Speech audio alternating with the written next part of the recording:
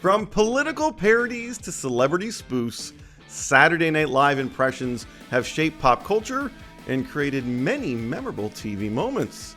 And so today we're going to relive some of the best, most controversial, yet hilarious SNL impressions of all time. And we're starting with the most side-splitting ones from each year. Greetings, weary travelers. My name is Vincent Price. Welcome to MsMojo, and today we're counting down our picks for the most hilarious SNL impersonations of each year from 2000 to 2024. Well, look who fell out of that coconut tree. 2000, Will Ferrell as George W. Bush. Good evening, America.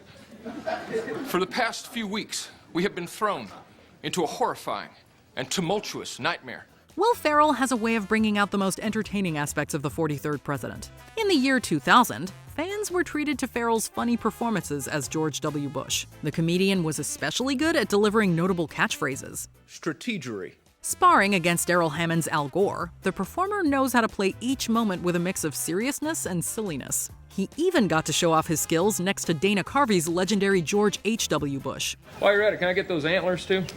Yeah. There you go, son. Yeah, I like these. No. Put down the antlers. Put them down. For years afterward, the comic kept captivating audiences in this fruitful role. He's always been able to turn this divisive figure into a comedic foil. Actually, there are differences between myself and the vice president on those issues. I did not realize that. Yes, and on these issues, you seem to be more in tune with him than with me. I'm kind of surprised you're still undecided.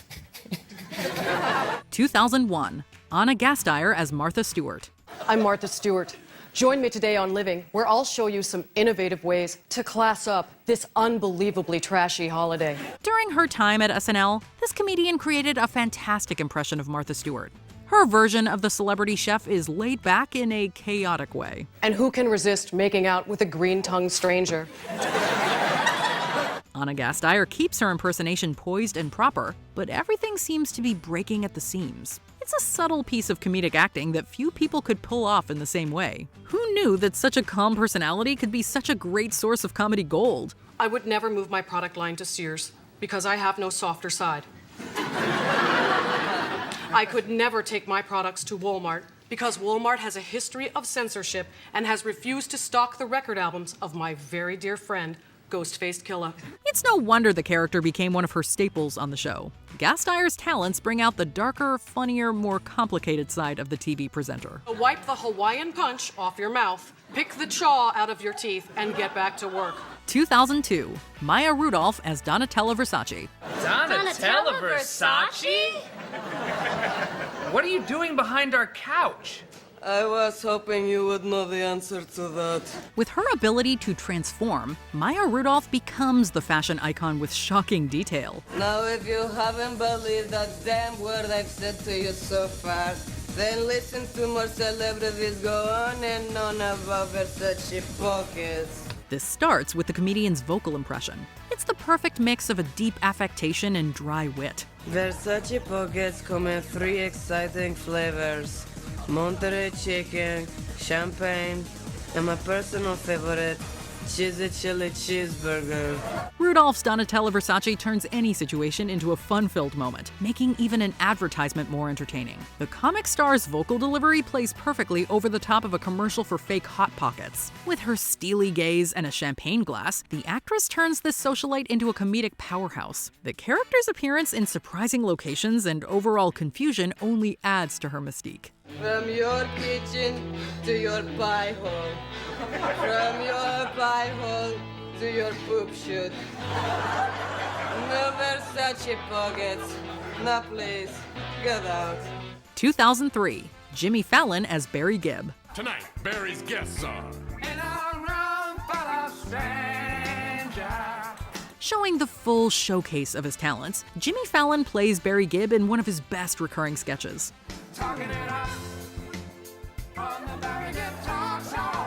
He channels the British singer for this outrageous talk show. Fallon can sing, dance, and match the vocal qualities of the Bee Gees member. He also gets to play along with Justin Timberlake and make the latter laugh. His His version of Gib is quick to get angry, turning interviews into wild affairs full of strange vocalizations and outbursts. I'm not Bill O'Reilly.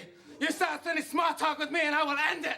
It is a tour de force that keeps you guessing and giggling in equal measure. There's even an opening and closing number to entertain audiences. Thankfully for all of us, this sketch became a long-running role in the comedian's catalog. Put you in the ground, I put you in the ground, yeah. Put you in the ground, yeah. You my brother, tell me put you in the ground, yeah. 2004, Kenan Thompson as Esther Roll. Michael Evans, you are behind on your chores first and about to get whooped second. If you love the show Good Times, you'll find something to enjoy about this accurate sketch. Chief among those things might just be Kenan Thompson as Esther Roll. Now, Thelma, behave. I have the rent money right here. Oh my goodness, what happened to the rent money? Ma, we knew you was worried about money, so JJ had the idea that we should use what we had to buy a bunch of lottery tickets. What? The comedian does a surprisingly accurate version of the TV matriarch Florida Evans. Thompson's impersonation rolls through the punches and even stops to deliver a killer catchphrase. Oh, Walona. Damn.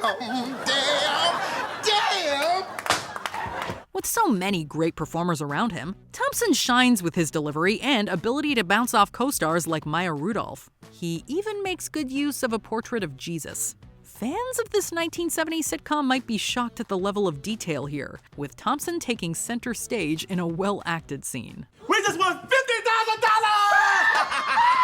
Oh, praise the Lord! Where's that lottery ticket? Oh no!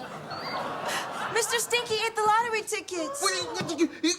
2005, Bill Hader as Vincent Price. Do you hear that? Is that the children of the night crying out in unimaginable agony? In the comedian's early years on SNL, Bill Hader showed off his talents as an impressionist. This included his funny take on horror legend Vincent Price. His take on the actor throws holiday parties and invites all sorts of crazy celebrities. While he gets to play off eccentric versions of Judy Garland, Hader's impersonation also generates huge laughs with his combative personality. Now I think this would be a good time to get Miss Garland a nice cold shower and maybe a gallon of coffee. It is a comedic disaster in the best way, as this Price struggles against everyone. The performer's impressive skills also match the unique quality of his target's voice. The cast member juggles so many details, leads the sketch, and satisfies fans of old Hollywood. What is she doing back in here? Hitchcock! Take care of her! All right, as I was saying, take your time, buddy, anytime, you know. 2006, Alec Baldwin as Tony Bennett. I love things that are great. Good things are fantastic. Guess what?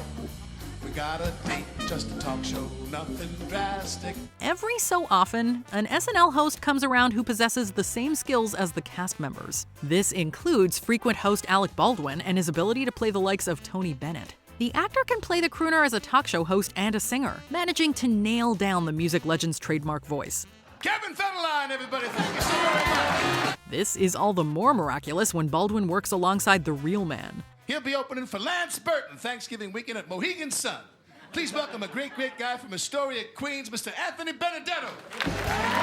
Even with the celebrity next to him, the actor and his impersonation stay the course in a fantastic sketch. The 30 Rock star's craft could not be more clear, showing that he can dive into a comedic character as well as any dramatic performance. What do you say? I think we owe our fellow Americans a song. How do you feel about it? That's a great idea. Let's go, baby.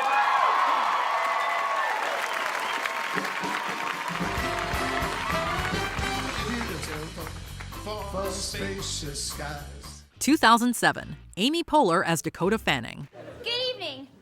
And welcome to the Dakota Fanning Show, the only forum for child actors to discuss cinema, theater, politics, philosophy, and the cultural zeitgeist at large. Playing up the concept of a child star, this remix of Dakota Fanning is as precocious as ever. She hosts her own show and prefers to talk about adult topics. Amy Poehler keeps the energy up as the actress, with both a childlike innocence and a drive to be smarter than anyone else. When I read that script, I saw it as a metaphor for ethnic violence in Central Africa. But apparently, it was about a cat in a hat. This Fanning even likes to put down her band leader, with Kenan Thompson's Reggie helping to create more comedic tension. Man, I love those books. I thought you were a great Harry Potter. Yes, Reggie tends to prefer a lighter fare. The host also interviews Daniel Radcliffe and Abigail Breslin while trying to appear mature at every turn. Poehler finds a way to combine a bubbly outer shell with a more evil interior. But oh, to be 10 years old again. Those were heady days. I was, of course, starring in a blockbuster called War of the Worlds with the incomparable Tom Cruise. How old were you when you first got your nomination? She even makes sipping a juice box funny. Here, Dakota, have some juice.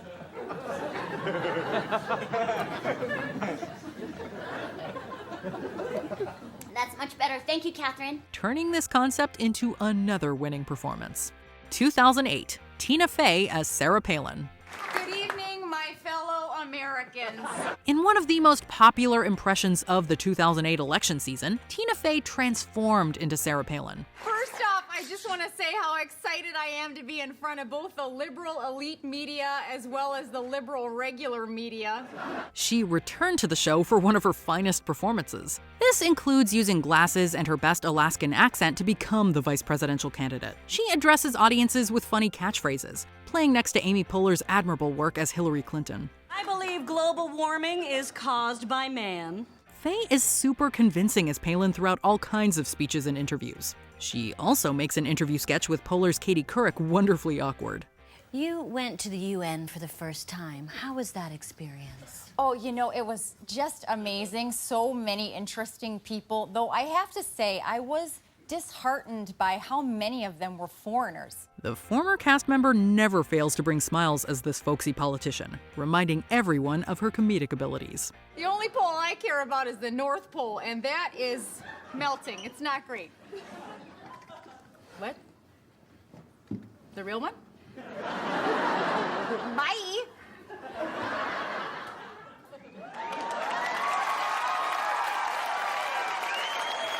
2009, various cast members as The View hosts. Welcome back to The View. We're here at Disney Studios, and what a week it has been, right, Sherry? Yes, it has! In the late 2000s, SNL tackled the then-current lineup of The View. This included plenty of enjoyable impersonations of the opinionated hosts. Kenan Thompson's Whoopi Goldberg is just one standout, with a hard stare being one noteworthy move. Michaela Watkins might do the best impression of them all as an accurate version of Barbara Walters. We have been up very early in the morning, and just to illustrate how dark it was, as I walked from my trailer to the set, I ran into Muammar Gaddafi, and I had a very interesting conversation with him. Guest host Tracy Morgan plays a clueless take on Sherry Shepherd next to Fred Armisen's self-effacing Joy Behar. This collection of performances keeps things loose and goofy as the hosts sail through topics. Kristen Wiig gives an intense turn as Elizabeth Hasselbeck, rounding out the ensemble with her funny rants. You don't know who Rush Limbaugh is, the voice of the conservative movement? Another incarnation of this sketch from 2009 allowed for someone like Taylor Swift to join the fun. The hardest thing about being a mom is having patience. Because sometimes the paparazzi say they're going to be someplace at 10 and they don't show up till 11. 2010, Vanessa Bayer as Miley Cyrus. So I guess that's pretty cool. It's pretty cool. Turning this pop star into a talk personality, Vanessa Bayer knows how to get the best out of this impression. Hello, it's Molly, y'all. So this is like my show where I like talk to people who are pretty cool and will like talk about things I think are pretty cool. And yeah, it's pretty cool. Her Miley Cyrus is filled with a contagious and optimistic outlook. While hosting her own talk show, the pop star also gets to banter with her dad Billy Ray. This makes for some silly moments with both Bryan Cranston and Jason Sudeikis playing the father. Look out, Depp. My baby girl wants some answers. She's come to get them. Damn.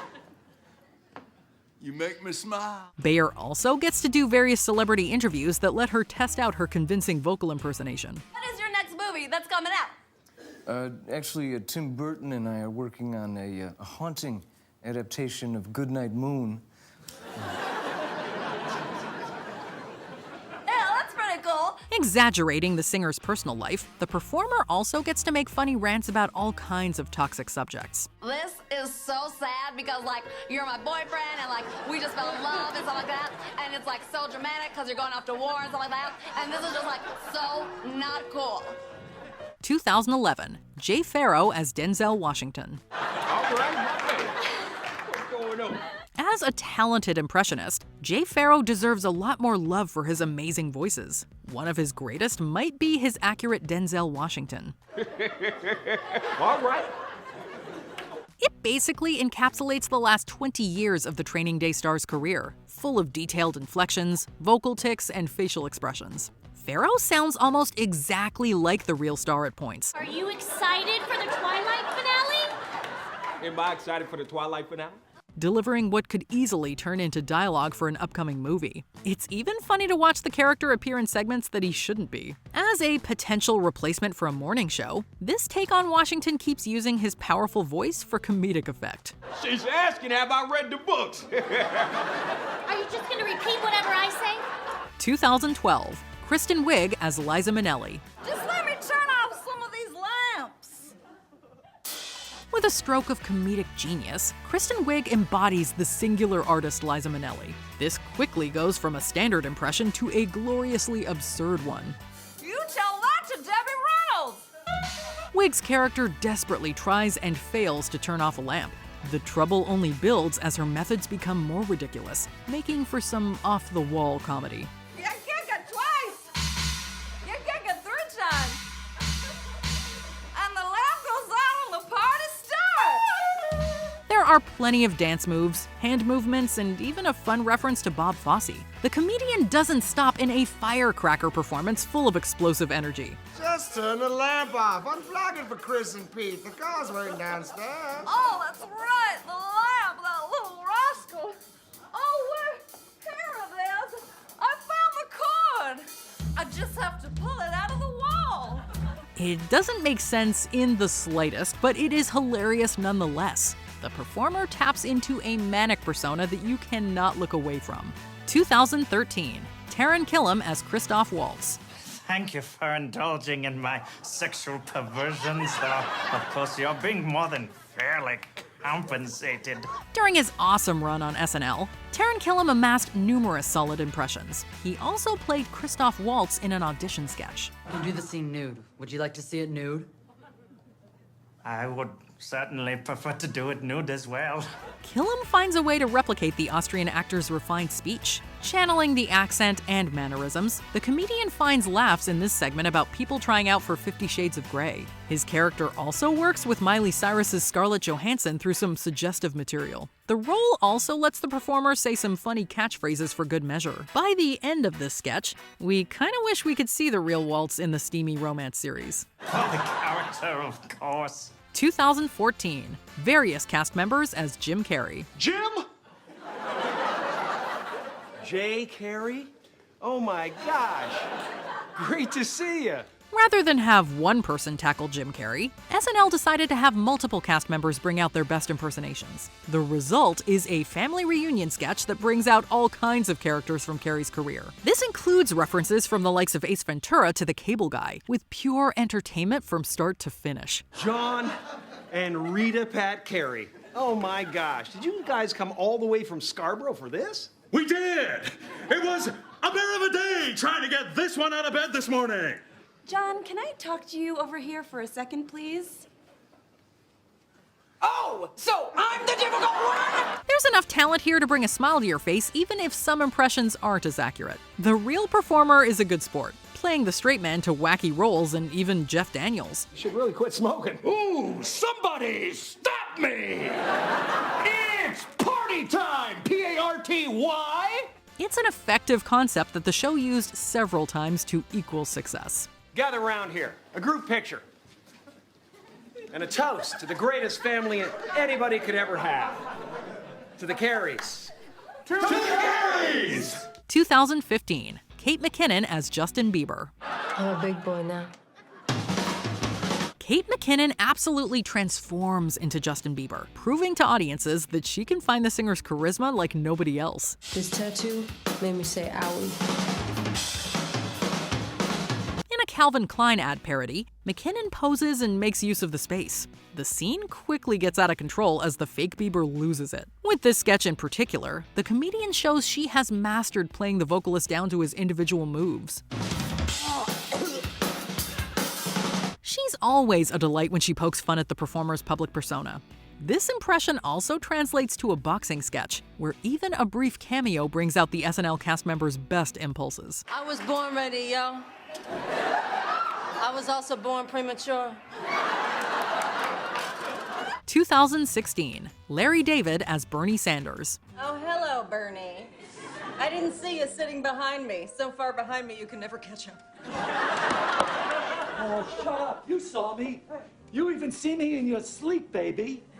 Because I'm your worst nightmare. Oh, please. In one of the better decisions in SNL history, Larry David assumes the role of Bernie Sanders. It seems like the part he was born to play given his reputation for being grumpy.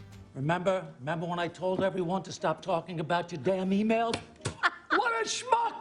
He's able to use his persona from Curb Your Enthusiasm, morphing the latter into a political impression. It also helps that they're related and look similar. With the sketch show imitating David's HBO program, the actor satirizes the grounded and unkempt look of Bernie Sanders. People love me, okay? I have more individual donations than any candidate in history, and I don't take from millionaires and billionaires. The average donation is just... $27. Yeah, no, because you say it every time you're on TV. Okay, well, people... It's also funny to imagine Sanders in the same kind of situations that make for great comic observations. Sometimes the best casting choices are plainly obvious. Huge turnout! You know what that means? That means we win! Huge turnout! Hey, you four eyes, look at the TV, damn. You didn't win, you lost! 2017, Melissa McCarthy as Sean Spicer. First of all, I'd just like to announce that I'm calm now. And I will remain calm as long as you sons of... It seems that Melissa McCarthy can do just about any comedy role. Her dedication gives her a leg up in this exciting piece of casting. I have been told that I'm also to cut back on the gum chewing, so I am now limiting myself to 1 slice a day. As the White House press secretary Sean Spicer, the comedian utilizes every part of her comedic tool belt. She's able to get angry, go on rants, and do a little bit of show and tell for audiences. This all adds up to a series of amazing guest appearances on SNL. Discuss the unrest in Kazakhstan, specifically in... Jesus.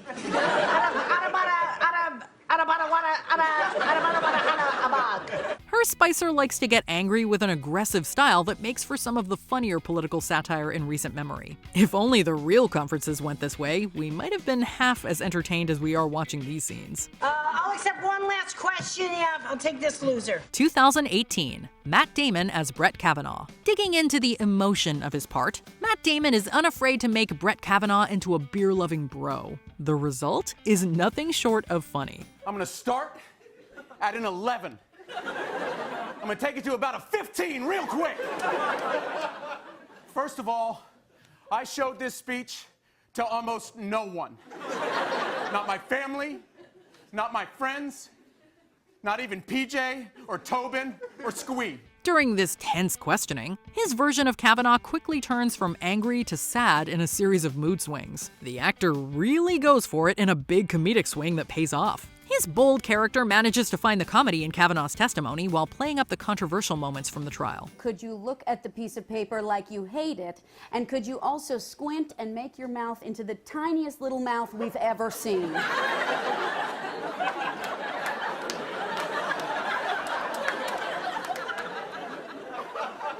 Okay, I read it. The performer creates a memorable presence in just one appearance, not even needing to stand up to get big laughs. I went to Yale. Worked my butt off to get here. I busted my buns. 2019, Melissa Villaseñor as Lady Gaga. Hold on one second, Melissa, are you dressed up as Lady Gaga? What? No, I just wore this for all my Melissa monsters out there. Appearing on Weekend Update, Melissa Villaseñor tries her best take on Lady Gaga. She ends up creating some commendable work with the sketch. She digs into Shallow like a true professional, never letting up through a series of difficult high notes. Tell me something, girl. Are you happy in this modern world? It's hard to imagine anyone doing a perfect remix of Gaga, but Villaseñor does an excellent job of making it all come together. I'm not doing an impression. I'm Melissa, and this is my famous Grammy preview. She even gets a little help from Kyle Mooney and his brief impression of Bradley Cooper. In the shadow, in the The gifted impressionist knows how to command an audience, showing off herself as a master of musical impersonations.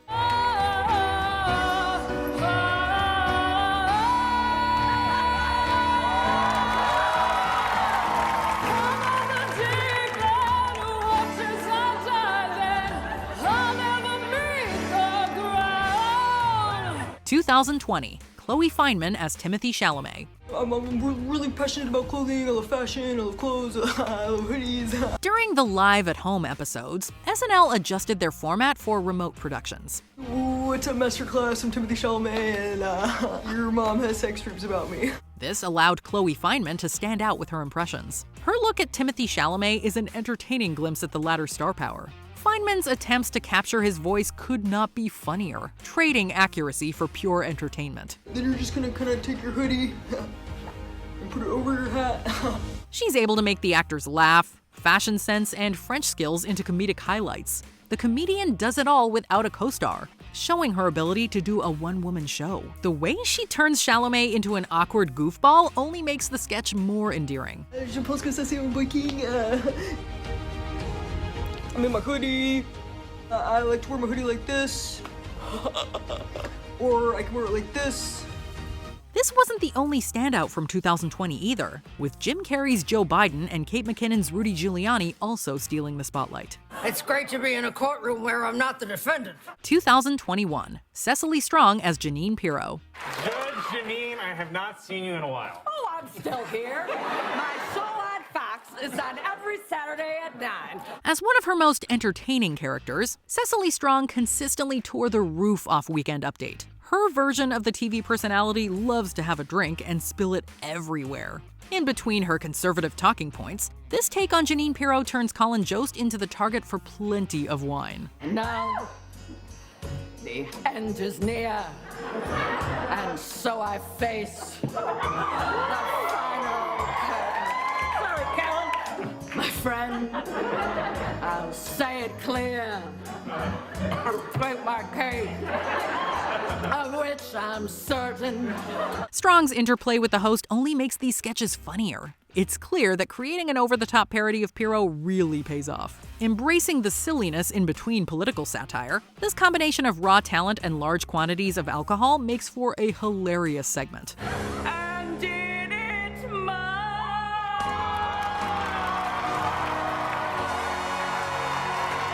2022, James Austin Johnson as Donald Trump. Hello, this is Donald Trump. Hopefully, your favorite president of all time, better than Lincoln, better than Washington, frankly, better than Ezra. While he isn't the first person to do Donald Trump, James Austin Johnson might be one of the best. He's boiled down all of the politician's quirks into an eerie and precise impersonation. Trump cards are each $99. Seems like a lot, seems like a scam, and in many ways it is, but we love the Trump cards. We just love them. You can also get them for free by just going online and looking at them, maybe. I don't know. This includes portraying him through all kinds of rants and ravings. Johnson has a way of making subtle changes with his voice, giving audiences a presidential impression that sounds close to the real man. Wow. Look at the legs on her. Perhaps I would be dating her if she weren't me. He's been the show's go-to Trump impersonator for good reason. His show-stopping work goes beyond the efforts of Alec Baldwin and finds a new angle for the political figure. You know what Reese always says? Reese says, not sorry. Reese says in a very deep voice, this is true, he says, not sorry. And that's good. We don't like food to apologize, do we? Like that awful Captain Crunch. 2023, various cast members as ABBA. Santa Claus, your life's a dream. You're at the dance, you're 17. Coming down the chimney, straight to the dance floor. You're 13 plus 4. Do you love this Swedish band? Even if you don't love Dancing Queen, you might enjoy how much fun the performers are having. Love you, girl, 'cause you're 17. Maya Rudolph, Kristen Wiig, Kate McKinnon, and Bowen Yang impersonate the members of the quartet with absolute glee. You are so sad. You're feeling bad. 17 and don't have a boyfriend. You are so big, you're Spider-Man. They're able to parody the group's hit songs and entertain audiences with their choreography.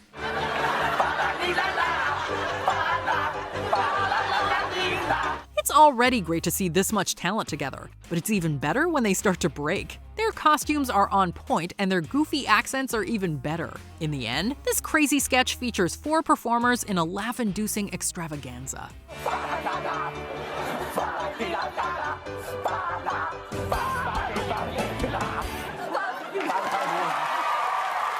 2024, Maya Rudolph as Kamala Harris. What is happening? Maya Rudolph spent most of the 2020s playing the vice president, but she really knocked the role out of the park in 2024. I don't really laugh like that, do I? A little bit. At this point, the actress had perfected the intricacies of Kamala Harris. This includes the politician's speaking voice and her relationship with other political figures. The fact is, Donald Trump likes dictators, all right? Because anyone can manipulate him simply through flattery. That's simply not true. It's not true. Okay. You look handsome tonight. I love her. Isn't she great? For the most recent incarnation, Rudolph had a full cast of other guest stars to enhance the material. From Jim Gaffigan as Tim Walz to Dana Carvey as Joe Biden, this ensemble came together to elevate the comedian's already exemplary work. Well, this is a huge victory. It made no difference. It's hard to imagine the last political cycle without this performer giving one of her finest performances. I am so happy to be campaigning in whatever swing state I'm in, which I will just refer to as Wisconsin, Pennsylvania, Georgia. Did we forget another great SNL impression from this century? Come on, Mick, come on, you can do this, right?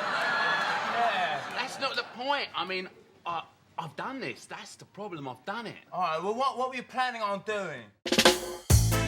As we're about to see, sometimes an SNL impression strikes a nerve with the real person being parodied. Yeah, some people just don't like their SNL doppelganger. Let's find out who they are. Boom Boom Pow, right? Welcome to MsMojo, and today we're counting down our picks for the most distorted SNL impressions that got under the skin of the real people themselves. Katie, I'd like to use one of my lifelines. Number 10. Barbara Walters, performed by Gilda Radner. Getting impersonated on Saturday Night Live can either feel like a compliment or a slap in the face, depending on who you ask. Dr. Kissinger, you once said that power is the greatest aphrodisiac. What exactly do you mean by this? For legendary broadcast journalist Barbara Walters, it was more of the latter. From the show's very first season, Walters was parodied by cast member Gilda Radner, who exaggerated her speaking style and dubbed the character Bawa Wawa. You refer to yourself as a gunswinger, sort of a Lone Ranger of foreign policy. The sketch was a hit with audiences, but not so much with Walters herself. She initially detested the exaggerated speech impediment and worried that the caricature might stick. After 40 years of being in this country, why do you still talk with that silly accent? But one night she stumbled upon her young daughter watching the show, who casually told her to lighten up about the portrayal. That small nudge completely changed Walters' perspective. Thank you very much. This is Barbara Wawa saying have a pleasant weekend. Number 9. Fran Lebowitz, performed by Bowen Yang. No one is safe from an SNL impression, not even if you're someone like Fran Lebowitz, who acts like technology is out to get her. People frequently are infuriated by me because I'm filled with opinions. In 2021, the author and public speaker was played by Bowen Yang in a Weekend Update bit that spoofed her Netflix docuseries Pretend It's a City with Martin Scorsese. I've been so bored at home, I was about to get married to my cufflinks. At first, Lebowitz claimed she hadn't watched the episode, but she later admitted her distaste for the portrayal, saying that only people who have never been parodied would enjoy such a caricature. And the people who went to these talks, they were children. They'd ask me, should I be a writer? Should I be a filmmaker? I say, no, You should be something useful. Be a piece of melon wrapped in prosciutto. Ironically, her disapproval of this impression was well received by Yang, who considered it the highest praise he could have gotten from her. I wear it as a badge of honor that she did not like my portrayal of her. Number 8. Ann Miller, performed by Molly Shannon. Even the most spot-on SNL impressions can sometimes still hit a nerve, especially if you're the one being impersonated. Welcome to Leg Up, A show full of dances. about dances With two dancers who love to dance. That seems to have been the case for Ann Miller. The late actress and dancer was played by Molly Shannon in a recurring sketch titled Leg Up, alongside Sherry O'Terry as Debbie Reynolds. You look fabulous. Oh, well, you know, Annie, I'm going to sign for that compliment and FedEx one right back because your skin is about as tight as Liz Taylor's Levi's. While the bit quickly became a fan favourite, Miller wasn't exactly thrilled about it. According to Shannon, her main issue was the character's habit of sliding into dirty jokes and celebrity gossip, which didn't sit well with her. Well, don't worry. You can rent it, honey. Annie, you can't rent a Broadway show, sweetheart. No, I meant me. $250 an hour. Still, it did put her back on the radar for young audiences, so that at least counts for something. Number 7. Meghan McCain, performed by A.D. Bryant. Not everyone walks away from an SNL impression unscathed. Just ask Meghan McCain. The daughter of the late Arizona Senator John McCain, she found herself portrayed by A.D. Bryant, who dubbed her the Princess of Arizona. There is a crisis at the border, and the border is right up in my Arizona, which was founded on sunburnt women selling turquoise jewelry. Bryant's impression poked fun at McCain's tenure on the panel of The View, depicting her as a bit of a spoiled brat. Well, can you let me talk? Because it's actually your job to listen to me. Although she initially expressed her love for the impression, calling it a huge pop culture honor, McCain ultimately admitted that it took a toll on her and made her feel like the laughing stock of the country. So, Jenny, you've been at the forefront of the anti-vaccination movement for many years. But what was the tea on The Masked Singer? Did you know that the pineapple was Tommy Chong? To add insult to injury, she felt that the show was more lenient with her fellow panelists than with her. Can you let me talk? Well, can you let me finish? Can I punch you in the face? No. Number 6. Sean Spicer, performed by Melissa McCarthy. Over the years, SNL has seen countless political impersonations, but few have left as lasting an impression as Melissa McCarthy's take on Sean Spicer. When I say Rocky start, I mean it in the sense of Rocky the movie because I came out here to punch you in the face. And also, I don't talk so good. McCarthy sunk her teeth into the role, playing up Spicer's fiery exchanges with reporters, and she even snagged an Emmy for her performance. I wanted to ask about the travel ban on Muslims. Yeah, it's not a ban. I'm sorry? It's not a ban. The travel ban is not a ban, which makes it not a ban. But you just called it a ban. Because I'm using your words. You said ban. While Spicer himself found some humor in the impression, he thought it went a little too far. Speaking on Jimmy Kimmel Live, he admitted that watching it was traumatizing enough to send him to therapy. He'd previously also noted that the gum chewing was a tad excessive and could have been toned down. You're entitled to your opinion, Mr. Spicer, but we have to disagree with it. Exactly 1 minute before tomorrow's press concert and live from New York, it's Saturday night. Yeah, that already happened.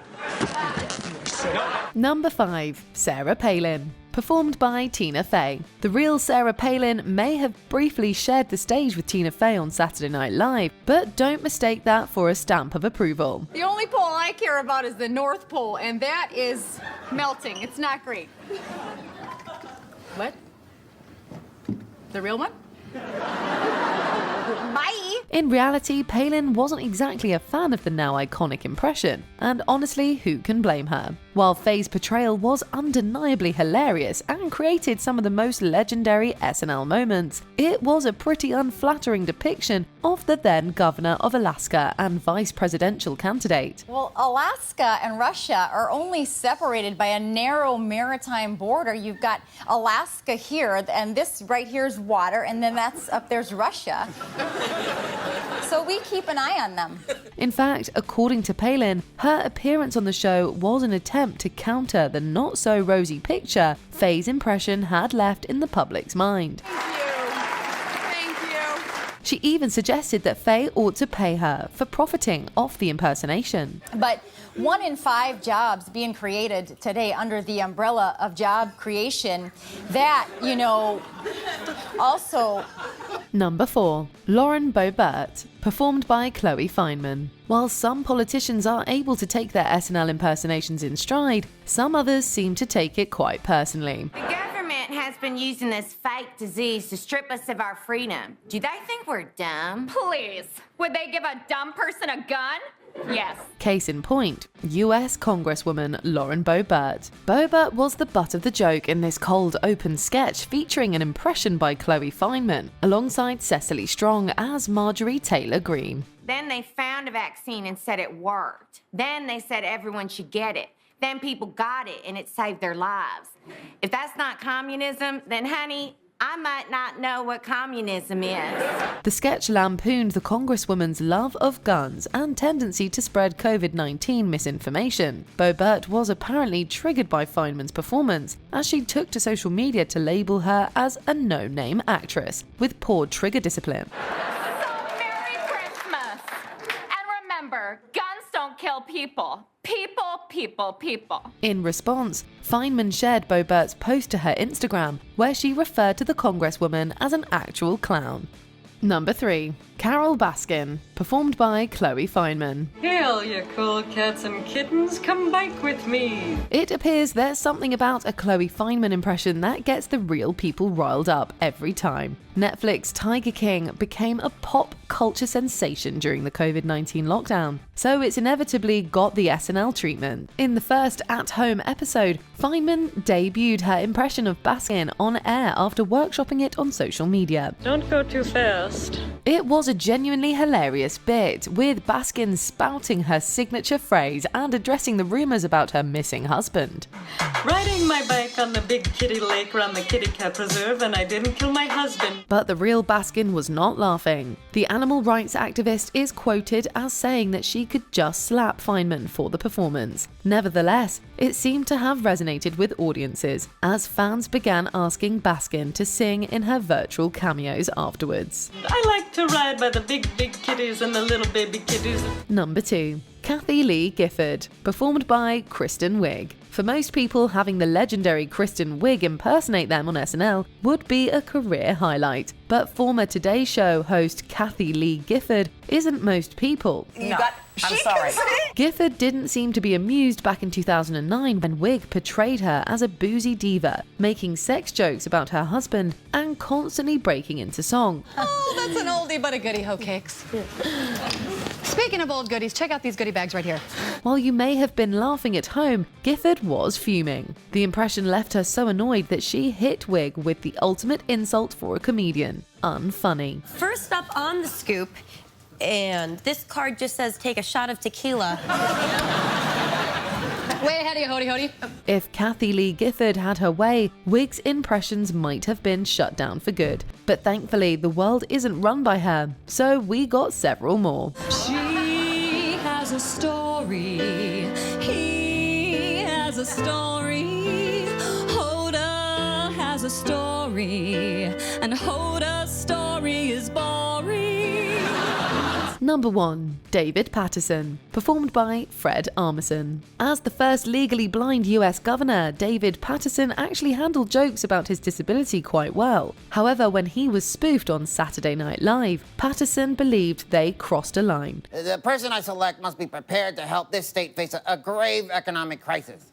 And it's bad out there, Seth. I mean, if you don't believe me, take a look at this graph that I got here. Now, as you can see... In the Weekend Update segment, Fred Armisen's portrayal of Paterson leaned heavily on crude stereotypes, making him appear disoriented and clownish. Being able to do over 140 shows with my friends and my family has been a dream come true. And from the bottom of my heart, I really... Try to... Get about... $50 worth of circus tickets.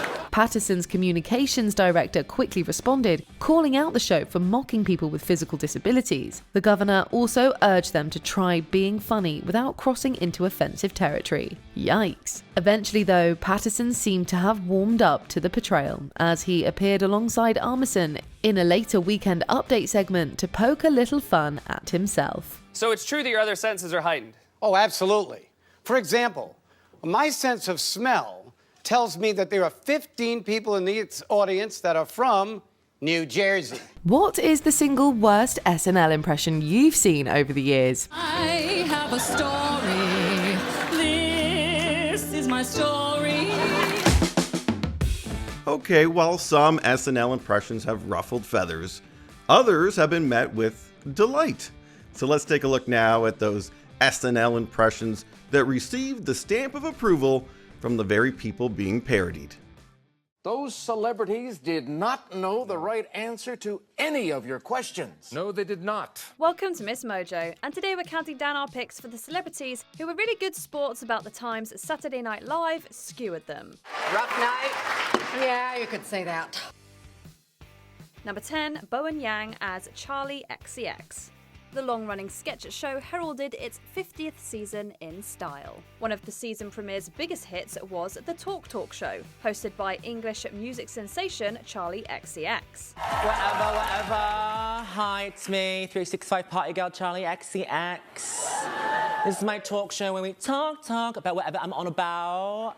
Actually, it was cast member Bowen Yang in drag. Yang's take on the brat summer trailblazer got a lot of laughs from the studio audience, but was it brat? According to the pop star herself, Yang's impersonation was incredibly brat. Amy Adams in Night Bitch. Brah. Eric Adams in Indictment. Nah. Not only did she appreciate the performance, but the texture of Yang's wig was a particular highlight for her. I was very impressed with the hair texture, actually. I thought it was a really good wig. Did. So Yang would revive the character later in the season, right next to host Charlie XCX herself, who was in character as Troye Sivan. Can I call you Elfie? No. Number 9, Maya Rudolph as Oprah Winfrey. You get an impression. You get an impression. Everybody gets an impression. Everyone knows it's my birthday! Maya Rudolph's Oprah Winfrey sketch is legendary. Spoofing the legendary TV host's love of giving her hysterical audience free stuff, Rudolph absolutely nails Winfrey's enthusiasm for things like macaroons and Ugg boots. I wore these on John Travolta's plane. Ugg boots!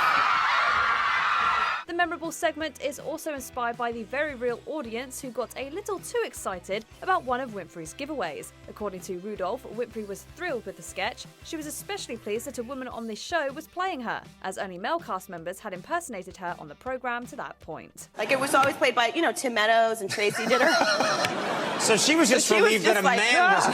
Thank God you're not a dude. Number 8, Jay Farrow as Denzel Washington. Former cast member Jay Farrow's Denzel Washington is one of the most spot-on impersonations ever heard on the show. I knew it. He nails the beloved actor's cadence and tone almost exactly. The most famous sketch finds Farrow's version of Denzel working at a department store to research a new movie. Come on, darling. Let's see what you got. Okay, well, I wanted to return this bag. Oh, okay. All right. Let's take a look. Okay.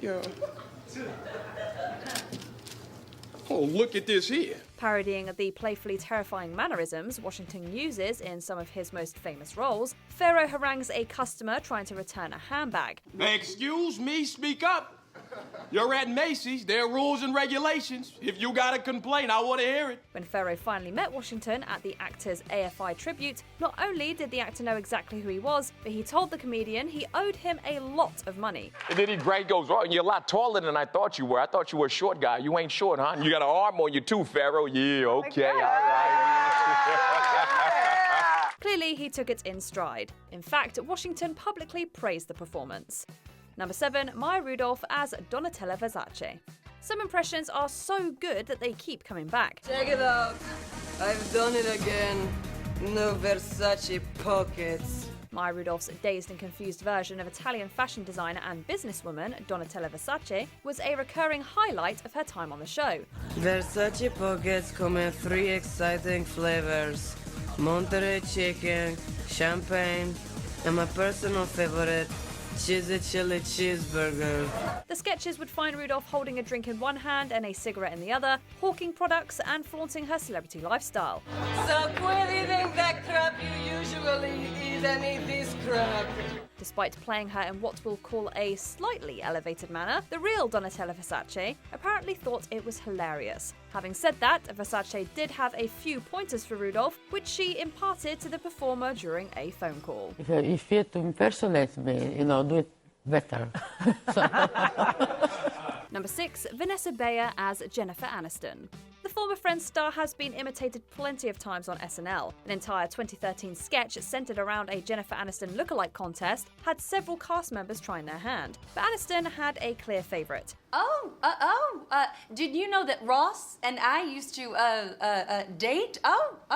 According to her, Vanessa Bayer's permanently confused Rachel Green really has the sauce. Now, why do you think people are so nostalgic for the 90s? Oh, yeah, the 90s are great. You go to work, you go on dates, and you go to cafes with your friends, and you all sit facing camera. The two finally got to talk about it while co-starring in the workplace comedy Office Christmas Party. The studio audience cheered when Aniston made a surprise appearance during a 2016 Weekend Update segment where the two played out an argument over the faithfulness of the impression. Vanessa! Yeah? What? No, I don't do that! Babes, what? Oh! Number 5, Chloe Fineman as Drew Barrymore. The actress turned daytime talk show host usually has nothing but glowing things to say about her guests, and Chloe Fineman was no exception. I am just like you, a boho free spirit, mommy, mother, movie star since I was 6. SNL's season 46 premiere lovingly skewered Barrymore's elementary school art teacher energy. Fineman dug right into her effusive compliments, sunshine and roses mentality, and spacey personality in a way that was almost too real. Thank you for allowing me to be on your show. Drew, this is your show. Oh my God. Thank you. When Barrymore had Fineman on her actual show, life imitated art, as the host offered up compliment after compliment. I'm really nervous to meet you. I'm so excited. I'm such a fan. I'm your biggest fan. You're gonna make me cry. She literally bowed to her impersonator at the end of the segment. If that's not a ringing endorsement, what is? Number 4, Larry David as Bernie Sanders. In the run-up to the 2016 election, comedian and Seinfeld co-creator Larry David's take on Bernie Sanders was a runaway hit. Hello. Enough with the hellos. Let's do this. He honed in on the Vermont senator's dislikes of billionaires, claiming to only own one pair of underwear, unlike the rich bigwigs in Washington, D.C. I own one pair of underwear. That's it. Some of these billionaires, they got 3-4 pairs. He returned to host the show later in the season, merging his on-screen persona with Democratic candidate Bernie Sanders in an incredible sketch. You coughed into your hand. Don't shake it after a cough. No, I didn't. Shake my hand. Oh, no. You specifically coughed into your hand. I saw it. The senator suggested they should put David up in his place at the next rally, saying the comedian does him better than he does himself. I'm getting you a good job for 4 years and you're complaining. Number 3, Maya Rudolph as Kamala Harris. In the weeks leading up to the 2024 election, the first few episodes of the 50th season mined candidates Kamala Harris and Donald Trump for all they could. Former player and frequent guest Maya Rudolph earned a lot of praise as Harris. You see, my campaign is like the Sabrina Carpenter song, Espresso. The lyrics are vague, but the vibe slaps. She took on the vice president's mannerisms, sense of humour, and articulate, but sometimes roundabout way of making a point, and milked them for comedy. Name something that you keep in your glove compartment. Oh, VP Harris. Steve, look. I was raised in a middle-class family, all right? Oh, here we go. Her fans included the vice president herself. Harris laughed hysterically when presented with footage of the impression on The View, praising Maya Rudolph's talent. Maya Rudolph, she's so good. A few weeks later, she appeared on a pre-election episode alongside her imitator. We know each other so well, we even finish each other's belief in the promise of America. Number 2, Ariana Grande as Celine Dion. The Thank You Next singer has been doing her exaggerated impression of the French-Canadian powerhouse for a few years. There is another sport whose timeless emotions ignite the bittersweet memories that live inside my soul. And in the octagon, UFC fighting. Shall we go for it? It was probably Ariana Grande's appearances on Jimmy Fallon that cemented her status as a foremost Dion impersonator. But she's brought her skills to SNL a few times since then. In a 2016 sketch spoofing the Tidal streaming service, Grande cycled through her retinue of pop singer impressions, but audiences were most excited to hear her do Celine Dion again. There were nights when the wind was so cold. In an interview with Elvis Duran, Grande said that when she met the singer, she said her impression made her laugh until she peed. When I met Celine, she told me, she was like, when I saw you, I peed. Sounds like a rave to us. Number 1, Kate McKinnon as Hillary Clinton. The 2016 election inspired a year of banner impressions on the show. I strive to be a positive role model for all children. Children like my daughter Chelsea and my granddaughter Chelsea Jr. Much of the fun McKinnon poked at former Senator and Secretary of State Hillary Clinton was born out of the idea that Clinton was hiding a lot of her true feelings about her opponents. I think you're really gonna like the Hillary Clinton that my team and I have created for this debate. She's warm but strong, flawed yet perfect. The performer found a lot of wicked and hilarious commentary in Clinton's inability to swear and lose her composure on the campaign trail, like some of the male candidates in the race.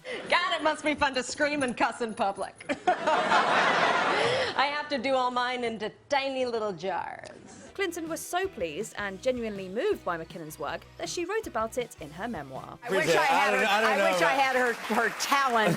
She's just an amazing person. What's your favorite celebrity impression on SNL? For example, this Nick is calm and stealthy like a ninja warrior. Whereas this Nick is an exaggerated, screaming psychopath who really just doesn't exist.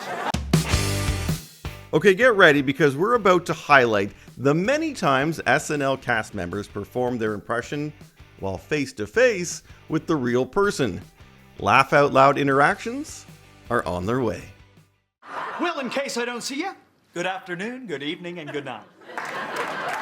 Welcome to MsMojo, and today we're counting down our picks for the top 20 SNL impressions done in front of the actual person. Did you know I smoked salvia? You know, well, there's no reason why you wouldn't.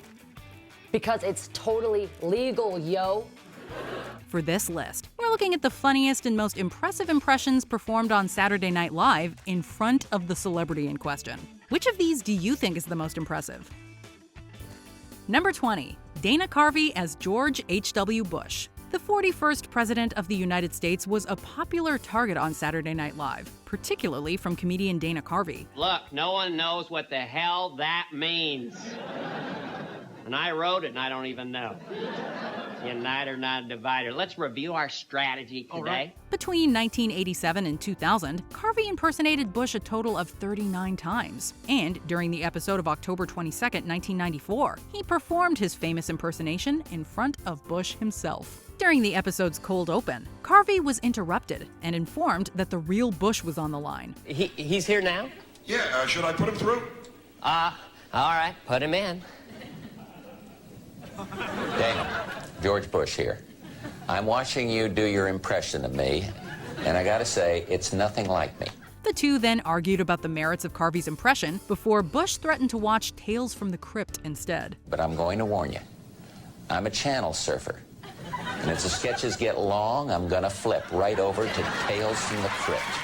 It's always fun to see a president with a sense of humor, not to mention one who can laugh at himself and his idiosyncrasies. Number 19, Bill Hader as Dave Matthews. The season 35 episode taking place on November 21st, 2009 included Dave Matthews Band as the musical guest. To celebrate the occasion, Matthews performed in the Mellow Show sketch as Ozzy Osbourne. Please welcome Mr. Ozzy Osbourne.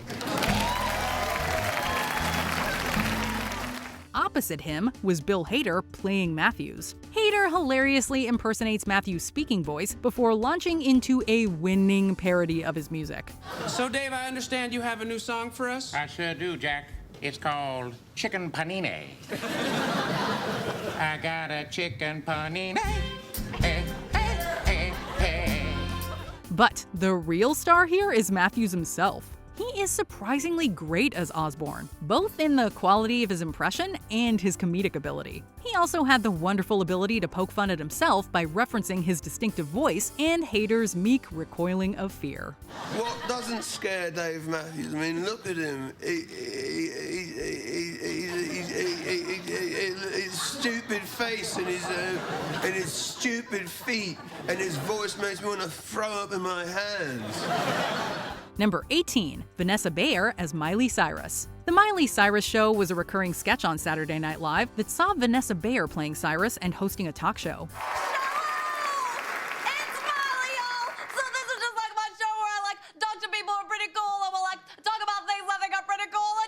Various notable celebrities have starred in the sketch, including Anne Hathaway and Jeff Bridges. On March 5, 2011, Cyrus herself appeared playing Justin Bieber. She is an incredibly good sport, even though Bayer is performing with a greatly exaggerated version of her voice. So, Justin, what have you been up to lately? You know, I'm just chilling right now. Wink, cocky nod, point. Wow. Bayer also mockingly references Cyrus's use of salvia, which she infamously used in December of 2010, just 3 months before this episode aired. The sketch even has an extra layer of meta humor as Jason Sudeikis impersonates Miley's father, Billy Ray Cyrus, as the talk show bandleader. You are so special, baby girl. Thanks, Dad. Number 17, Abby Elliott as Zooey Deschanel. While she's mostly grown out of it by now, Zooey Deschanel had a reputation throughout the late 2000s as a down-to-earth, quirky girl. Hey girl, I'm Zooey Deschanel, and my soul was born in 1901. This element of Deschanel's personality was parodied in the SNL sketch Bein' Quirky with Zooey Deschanel, which saw Abby Elliott playing the titular star. On the episode of February 11, 2012, Deschanel herself appeared on the sketch playing Mary-Kate Olsen. Hey Zoe, I haven't seen you since we both tried to pick the same wildflower. She takes Elliott's spot-on impression on the chin, as she nails Deschanel's vocal inflections, folksy musical style, and unique expressions. So Mary-Kate, where do you get your quirky inspiration? That's actually my next tip, Zoe. You can draw inspiration from past generations. It must be hard keeping a straight face while someone makes fun of your eccentricities, but Deschanel pulls it off. Number 16, Vanessa Bayer as Rachel Green / Jennifer Aniston. Throughout her tenure on Saturday Night Live, Vanessa Bayer earned a reputation as one of the show's greatest impressionists. One of her most popular bits was impersonating Rachel Green, Jennifer Aniston's iconic character from Friends. Here to comment is Rachel from Friends.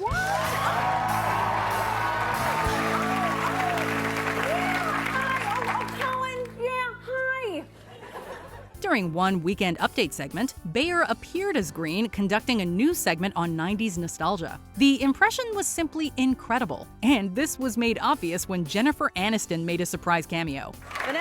Vanessa, what are you doing? What? Oh, what? Yeah.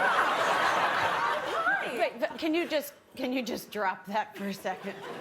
The greatest bit is when Aniston and Bayer synchronize while performing Rachel's mannerisms, as they sound exactly alike. At one point, they even say "what" at the exact same time, and it harmonizes like a beautiful piece of music. Number 15, John Belushi as Joe Cocker. Throughout his career, musician Joe Cocker was known mostly for two things: his bizarre movements on stage and his gravelly blues voice. SNL icon John Belushi nails them both. Belushi's impression of Cocker was well known throughout the industry. Oh, you sure took me.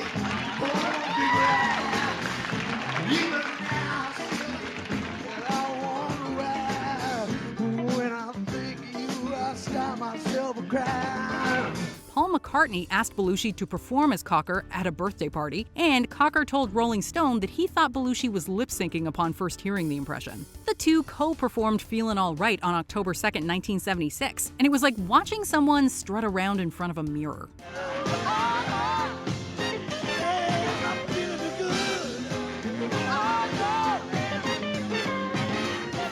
Not only were they dressed alike, but Belushi proved uncanny as Cocker. This musical impression is a legendary bit of SNL history. Number 14, Will Ferrell as Janet Reno. SNL loves to poke fun at politicians, and Janet Reno was no different. Reno was the first female Attorney General of the United States, serving from 1993 to 2001. Now it's time for a segment of the show that I like to call Teen Talk, where I roll up my sleeves and shoot straight with the kids of today. Reno was far more high profile than her predecessors, and Will Ferrell became known for his hilarious Reno impression on Saturday Night Live.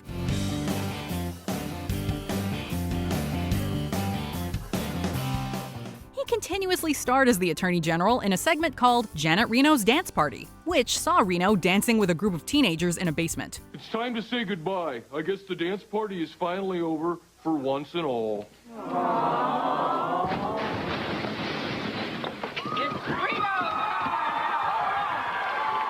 However, Ferrell was going more for parody than outright impression, telling the Washington Post, quote, "I just sound the way she looks." I like your dress, Janet. Thanks, Janet. I like yours too.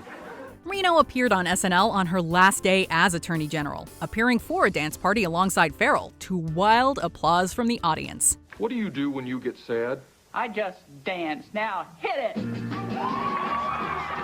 Number 13, Will Ferrell as Alex Trebek. This late, great host of Jeopardy always had a good sense of humor, even when the subject was himself. Trebek appeared in 2 episodes of Saturday Night Live, including the May 18, 2002 episode, in which he appeared opposite Will Ferrell impersonating him. And so this was the final Jeopardy!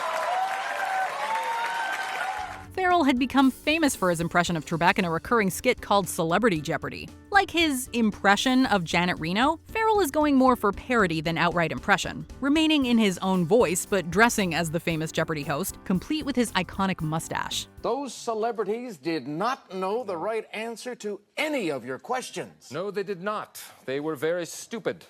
Well, you got that right. Unfortunately, Trebek had shaved his mustache by this point, as he proved when he walked out to escort Ferrell from the podium. 2 Trebeks. I feel like I'm in a Raisin Bran commercial. 2 scoops of fruit. Back off, Connery. I don't have to take that from you. Number 12, Mike Myers as Mick Jagger. It's amazing to consider that even amidst the slew of talent found on early 90s SNL, Mick Jagger stands out as an impressionist master. Jagger was the musical guest for the episode airing on February 6, 1993, and he appeared in the Weekend Update segment alongside Mike Myers. I tell you what, it's outrageous, man, all right? It's outrageous, Keith. All the dude wants to do is write a bloody tune, man. Myers impeccably impersonated Jagger, while Jagger was portraying his Rolling Stones bandmate, Keith Richards. Myers' Mick Jagger is hilarious, even if it's a little overly cartoony. He exaggerates many of Jagger's traits, including his chicken arms, squinted eyes, and pouty lips. You're gonna sit and go with a going bean. You're gonna sit and go with a going bean, man. And while the impression is solid, modern viewers can't help but compare his Mick Jagger character to Austin Powers. They're essentially the exact same thing. Number 11, Jim Breuer as Joe Pesci. This iconic American actor may be the nicest guy on the planet, but he will forever be linked to his intense gangster characters like Tommy DeVito and Nicky Santoro. Okay, yeah, we just need to bring it back, though, you know. Well, the poor thing, you know. Case in point, the recurring SNL segment, The Joe Pesci Show. Hey, everyone! I'm Joe Pesci! In which Jim Breuer played a violent and easily offended Pesci who often loses his temper and assaults his talk show guests. Oh, no, I'm just kidding. I know you do more than beat up people. Oh, no, I don't. During the April 12, 1997 episode, Pesci and Robert De Niro made surprise cameo appearances in the sketch, telling Breuer that his impression is both offensive and misleading. Pesci informed Breuer, I'm actually a very calm, laid-back person. Before viciously beating him with the prop weapon. First thing you have to do is you take the bat, you hit him in the knee.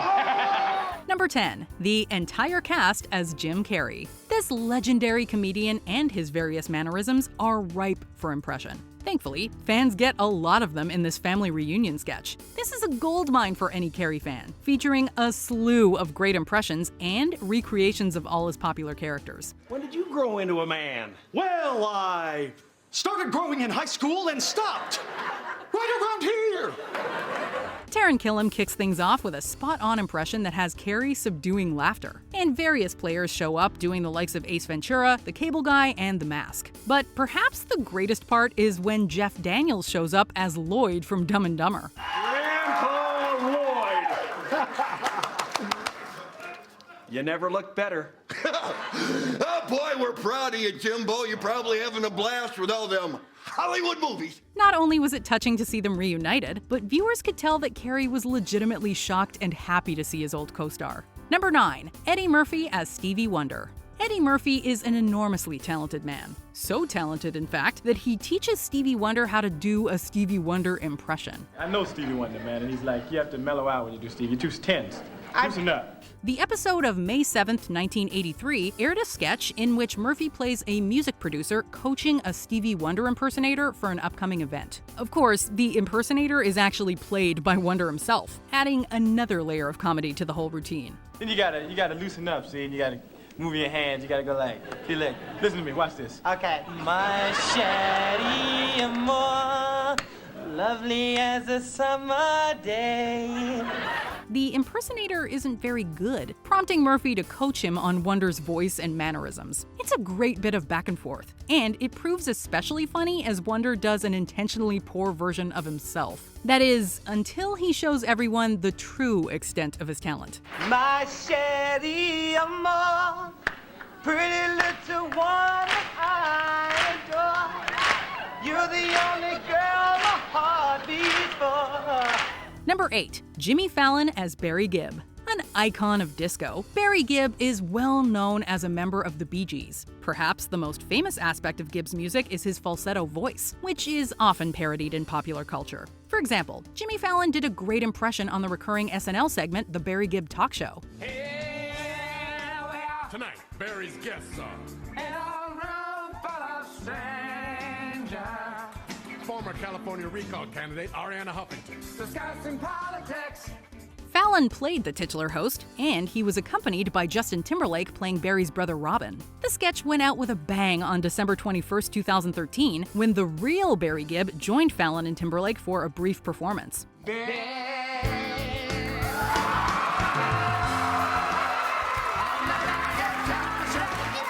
It was all in good fun, if over a little too quickly. It certainly seemed like Gibb was having a good time, and it's clear that he was enjoying Fallon's impression. Number 7. Sherry O'Terry as Judge Judy. After finding success with the comedy troupe The Groundlings alongside Chris Kattan and Will Ferrell, Sherry O'Terry was hired as a repertory performer on SNL for the 1995-96 season. She remained on the show for 5 years. In that time, O'Terry became quite famous for her celebrity impressions, one of which was television legend Judge Judy. Look at me, okay? I'll take a pig to the butcher when I want to eat bologna, okay? Judy Sheindlin cameoed on SNL on October 17, 1998, appearing in a sketch that saw O'Terry impersonating the famous TV judge. I've seen enough, Sherry. Get up. Get your bony ass out of my chair. Get up. Midway through the skit, Judge Judy appeared to rapturous applause and tapped O'Terry on the shoulder, telling her to get her bony ass out of the chair so the real judge can take over. You keep your trap shut and get a life. And take over she did, proving a great sport in the process. Court rules in favor of the plaintiff. Now, Sherry, let's go talk about those eyebrows. It wasn't my idea. Number 6. Jimmy Fallon as Jerry Seinfeld. Fallon is indeed an incredible impressionist, complete with a surprisingly huge arsenal of celebrities. And taking the counterpoint is former television star Jerry Seinfeld. Okay, thanks, Colin. Thanks a lot, buddy. After impressing Lorne Michaels with his audition, Fallon debuted on SNL in September of 1998. 1 year later, he was doing an impression of Jerry Seinfeld, in front of Jerry Seinfeld. Jerry, what are you talking about? I love the Gap. The two starred together in a Weekend Update segment, with Fallon dressed like Seinfeld. Fallon could barely get through his opening lines without laughing, but he did manage to compose himself and perform one of the all-time great Jerry Seinfeld impressions. We're gonna dress you up in a vest. We're gonna dress you up in a vest. We're gonna dress you up in a vest. Close your eyes and listen. It's hard to tell who's who. I know, I'm kidding. I know you're kidding. I know you're kidding about me kidding, I'm kidding. Wanna go see a movie? Yeah! Let's go. Number 5. Cast cast members as Adam Sandler. Now one of the biggest movie stars in the world, Adam Sandler got his start on Saturday Night Live in the early 90s. Nearly 25 years after his firing, Sandler returned to host and starred in a skit called Sandler Family Reunion. Well, hello, Mr. Hollywood, you big shot. This skit had the cast doing impressions of Sandler and his characters. These included some absolutely killer impressions from Pete Davidson as Little Nicky. Excuse me. May I have everyone's attention, please? Hello, Sandler. Melissa Villaseñor as Bobby Boucher. I see that figure on the big old screen, and I said, hey, that's me up there now. Oh, no. And Jimmy Fallon, whose absolutely amazing impression caused Sandler to break character.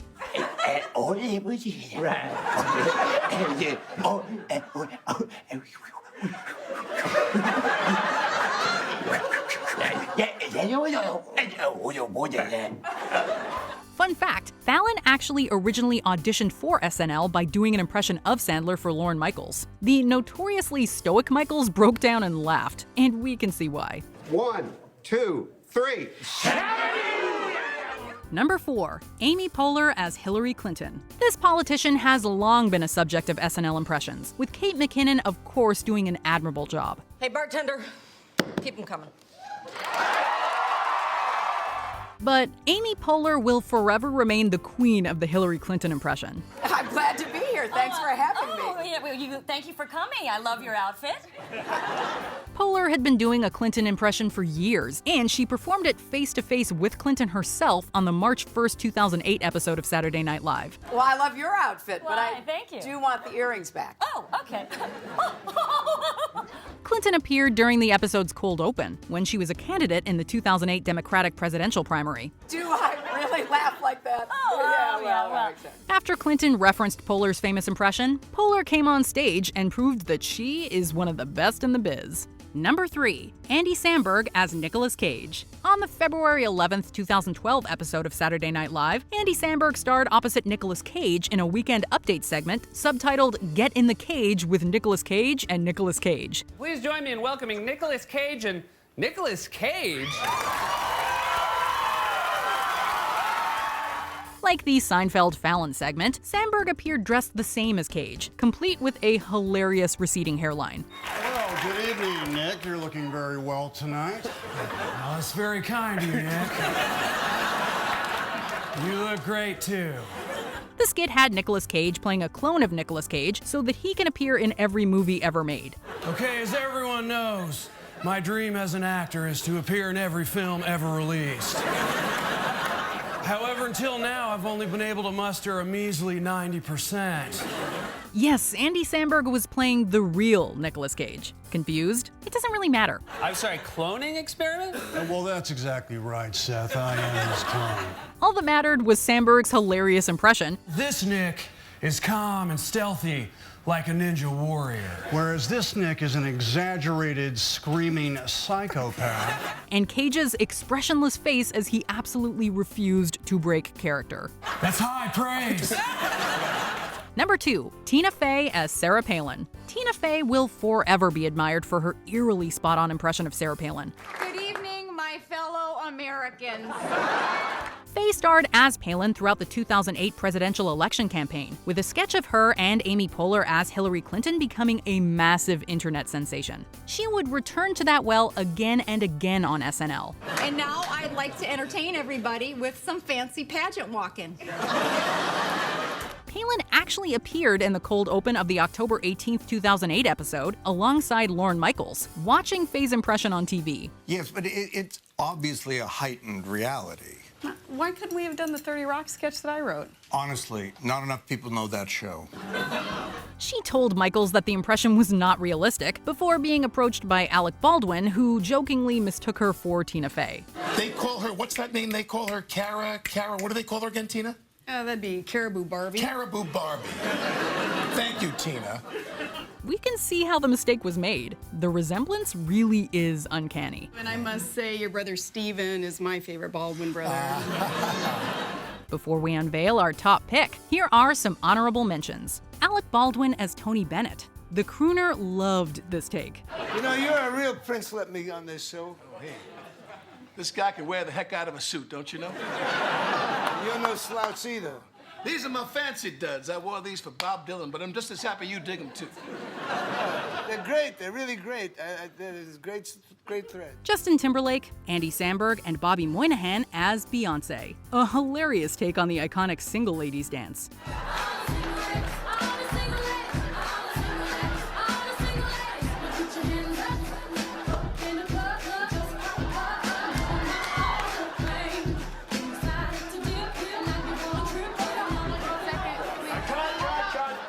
Justin Timberlake as Jimmy Fallon. Timberlake does Fallon on Family Feud. There's a lot of good answers there, Jimmy Fallon. Which one y'all gonna pick? So many great answers. So many. They're so great. So great, my man. But Steve.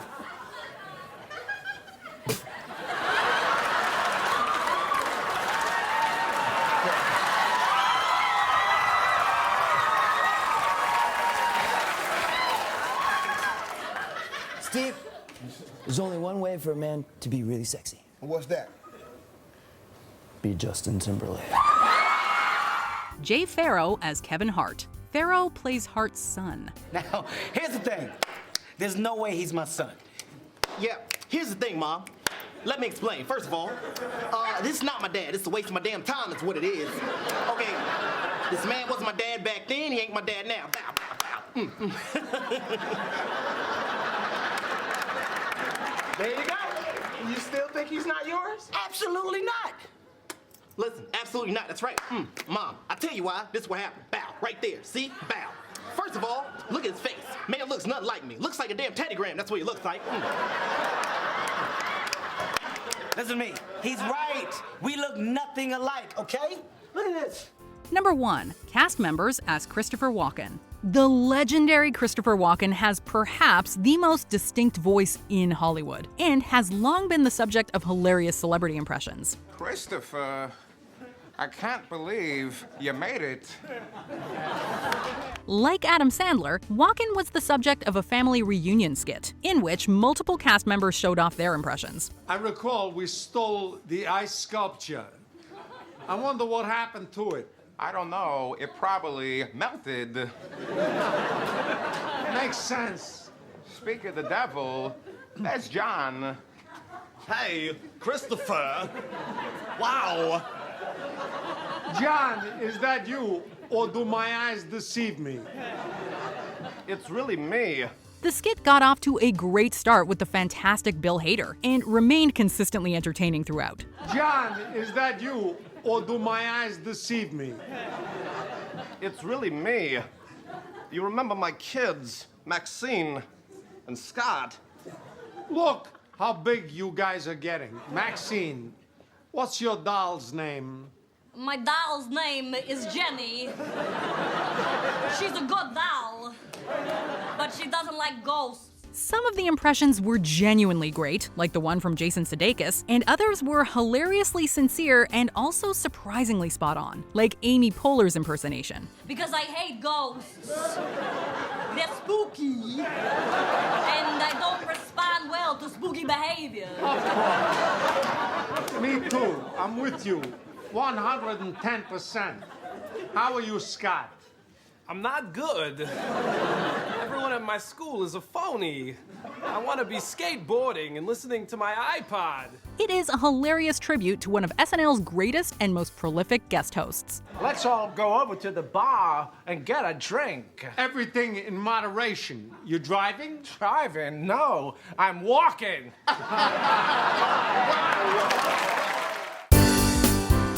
Some SNL impressions are so outrageously funny that the cast members just can't keep it together. Yeah, we're going to end things today with those times impressions were just way too much to handle. When I bit off more than I could. Welcome to MsMojo, and today we're counting down our picks for the times an SNL cast member or host went so all in on their celeb impersonations that they made practically everyone around them break. Kindly move seats. Number 10, Kenan Thompson as Victor Willis from The Village People. The Village People were one of several artists who hit Trump with a cease and desist after he used their music at his rallies. Yeah, I'm talking to you. I said stop it. This is long overdue, cause we never said that we support you. So, led by Kenan Thompson as Victor Willis, the group shows up on Weekend Update to vent. They start off lighthearted, reclaiming their song, but then things take a dark turn, leaving Colin Jost to jump in to try to keep things from totally derailing. Yet he can't hide his laughter. Hold on, you can't just say that. What? I mean, why? It's just music, man. We just singing. You can spot Michael Che cracking up in the background too. Though Colin's interruptions seem planned, it feels like he and Che might not have seen the latest version of the, updated lyrics.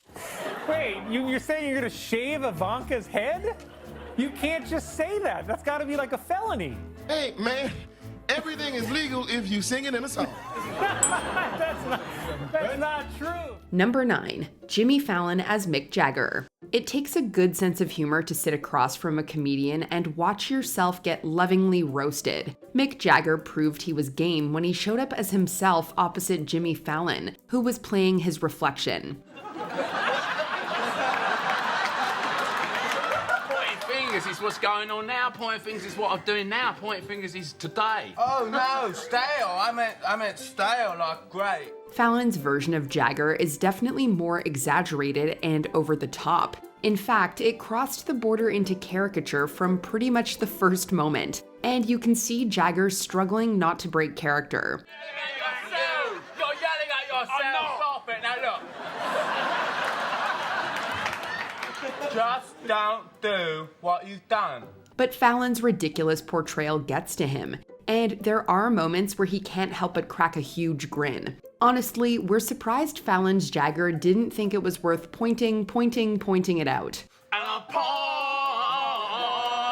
my finger. Pointing at you. Number 8, Leslie Jones as Samuel L. Jackson. In the Super Bowl edition of Family Feud, Leslie Jones plays Jackson, a Falcons fan with some strong feelings about party etiquette. It's about time we got these mother-flipping Falcons in the mother-flipping Super Bowl. When asked what one might bring to a Super Bowl party, this Jackson shares his thoughts on the subject. After her emphatic delivery, Thompson, as Steve Harvey, just stares as if he's trying to suppress his laughter. Something that you bring to a party. Why do I gotta bring something? You invited me. That's a stupid ass question, and I hope you burn in hell.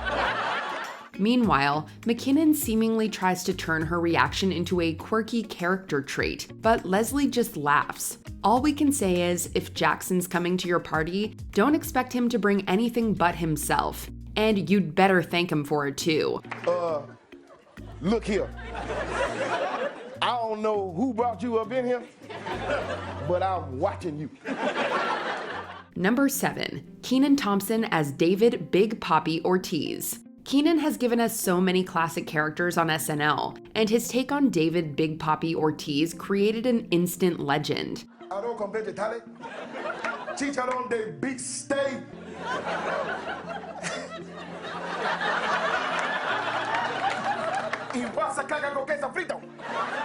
Thompson goes hard, featuring Big Papi's wild enthusiasm for everything, from his out-there endorsements to his deep love for a big lunch. The more Kenan amps it up, the harder Jost struggles to hold back his laughter. And then we all have a big lunch. Wait, hold on. None of that was lunch? Big lunch. This is especially evident during the post-retirement plan segment, where we find Big Papi living his best life in the most over-the-top ways. At one point, Thompson even makes himself chuckle as if the absurdity of it all had suddenly hit him. It's big laughs all around. Hey! Did you like SeaWorld? Like SeaWorld? Yeah. Not really. I got something better. Okay. B-World. Number 6, Ariana Grande, Chloe Fineman, and Dana Carvey as Jennifer Coolidge. Ariana Grande is an incredible mimic, so now whenever she's on SNL, fans are always keen for her to pull out her impressive impressions. And boy, did she deliver with her spot-on portrayal of Jennifer Coolidge. Now give me one. If you could meet anyone living or dead, who would it be? Living. Teaming up with Chloe Fineman, she stars in a hilarious commercial for lip gloss that's so ridiculous it's impossible for anyone to keep a straight face. Grande loses it up first, and it doesn't take long for Fineman to break too. Oh yeah, a little more. Oh gosh, it's so. Oh, it tastes like soap, doesn't it? Oh yeah. Oh gosh, all better. By the time Dana Carvey joins in, Grande has basically given up on hiding her laughter. Honestly, only a surprise appearance from the real Coolidge could have made this skit even better. Oh, thanks to Maybelline Lip Lasting Long Lip Color, Ultimate Plumper Gloss Color, Liquid Lip Color, Maybelline. Wow! Number 5. Kenan Thompson as LeVar Ball. Another of Thompson's more eccentric characters is LeVar Ball, the CEO of Big Baller Brand. He's just keeping that seat warm on that Laker bench until my other sons get there. LiAngelo, LaMelo, and my long-lost Mexican son, La Biblioteca. If you thought Big Papi was intense, just wait until you meet this guy. He's like the Duracell bunny if it was glitching. We bet Che's often glad to be off camera during some of the more bizarre moments, though we can still often hear him chuckling. You can jump 30 feet in the air while your feet are covered in sweet cocoa decadocadocuses. But that's not all. What's the matter, Michael? Kenan does an incredible job cranking up the character's personality to the max, making it impressive that Che can keep it together at all, especially when Ball shows off his latest footwear investments. You know it's a Big Baller impression when even the cast can't hold back their laughter. And the best Rhoda Seri ticket by the new Nagello 20s. Oh, it's ready, Michael. There you go. Thank you. Number 4. Jimmy Fallon as Barry Gibb. Jimmy Fallon was notorious for breaking character during his SNL run, but in this recurring bit, he's the one doing the breaking. He plays Barry Gibb of the Bee Gees as an angry, erratic man who switches into falsetto at the drop of a hat. Do you patronize me? I'm Barry. Yeah! I will take out my Bowie knife and gut you like a fish. Justin Timberlake plays his brother Robin, who speaks in short, deadpan sentences. The sketch is filled with hilarious moments, and it's clear Timberlake thinks so too. I grew up on the streets of Sydney.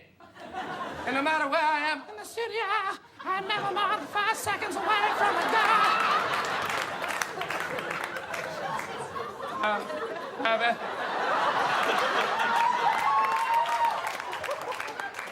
Do you have anything to add? No. No, I don't. No, you don't. How about we sing the next guest's name? Cruz Bustamante. Talking about Cruz Bustamante. As Fallon's performance gets more unhinged, it becomes tougher for him to keep his cool. Honestly, watching him try not to break is just as entertaining as the skit itself. We loved seeing this classic return for season 49, and nothing had changed. We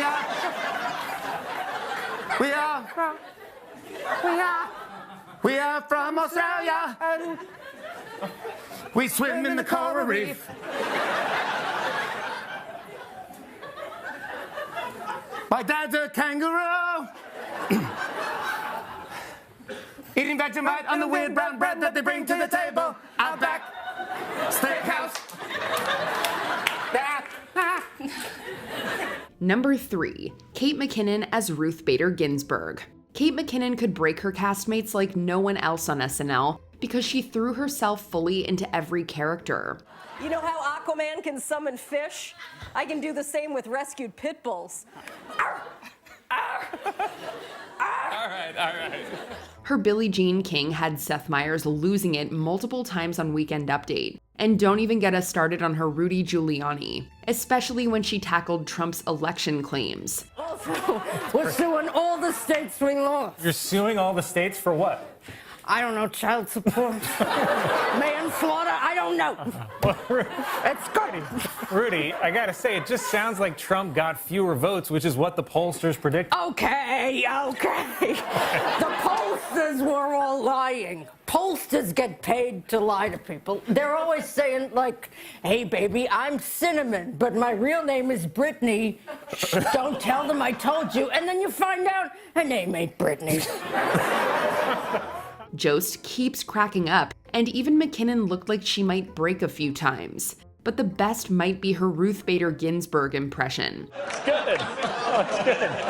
You good there? You're supposed to put it in water for a reason. Yeah. No. You got a little kind of all over there. Yeah, all right. Here. Sure. So you have no plans to leave the Supreme Court? Colin, the bench is now my porch. I'm gonna sit on it all day and scream, no, get out of my yard. McKinnon brought such an unhinged energy to that role. She couldn't have had an easier time breaking Colin and even herself. Her physical comedy is incredible. It's no wonder everyone around her can't keep a straight face. It might not be just emergency. Is there anything that can be done, do you think? Yeah, of course. Obama can confirm Merrick Garland tomorrow, and that way I can finally leave D.C., get this little beach house in Aruba I've had my eye on. I just need the hermit crab inside it to die, and I'm in, baby! And that's not a Ginsburg, that's a sunburn. Wow. Number 2, Cecily Strong as Jeanine Pirro. There's no limit to how many times we can watch this impression and still laugh as hard as the first time. Cecily plays the role of the former judge and TV host Jeanine Pirro to perfection. But I don't know if you heard, Trump did say he's hoping to launch an investigation into both Obama and Hillary Clinton. What?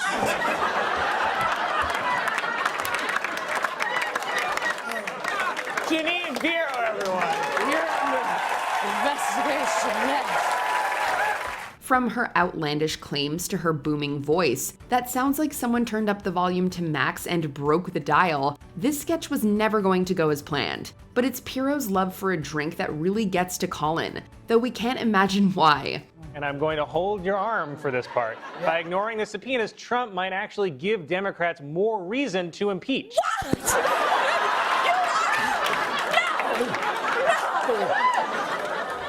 No! Say my outro! I'm so wet. I don't think I can say that. Good Lord, Jeanine Pirro, everyone!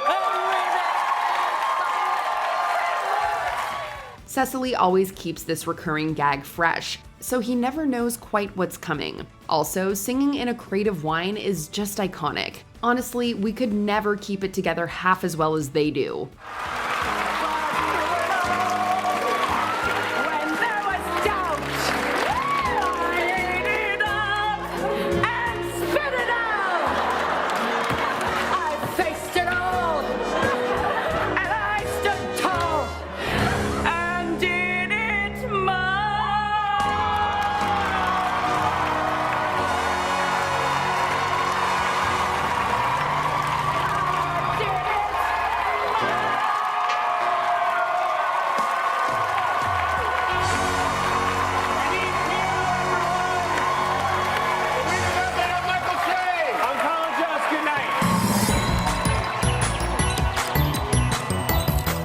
Number 1, Ryan Gosling and Mikey Day as Beavis and Butthead.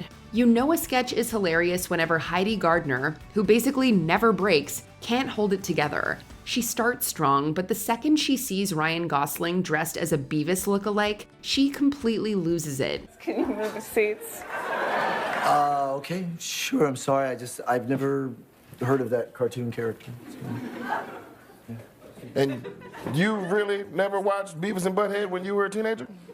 No, I was pretty, so I was going to parties and hooking up. Ever the pro, she pulls herself back until she catches sight of Mikey Day as Butthead's double. And that's it. Gardner's laughing fit eventually takes everyone else down too. Maybe it's this beamless person, I don't know. I don't watch much television. I have an incredibly busy life. Yeah, I'm very busy too.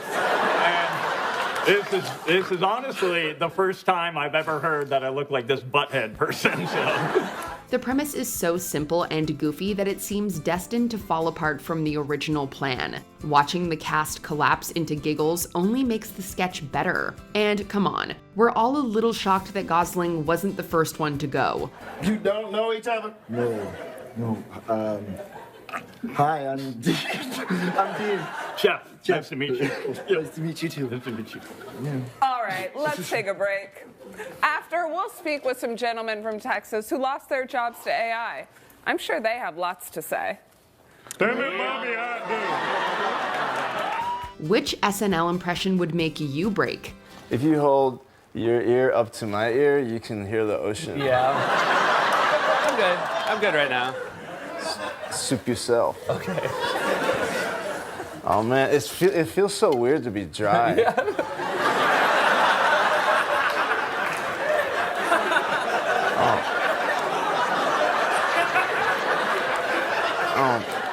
Juice? Sorry, what? Juice. You want juice? Oh, okay. Well, here you go. Yeah. All right, well, that's going to do it for this special deep dive into the world of Saturday Night Live impressions. Hope you enjoyed yourself. I definitely did. Thanks for watching. We'll see you next time.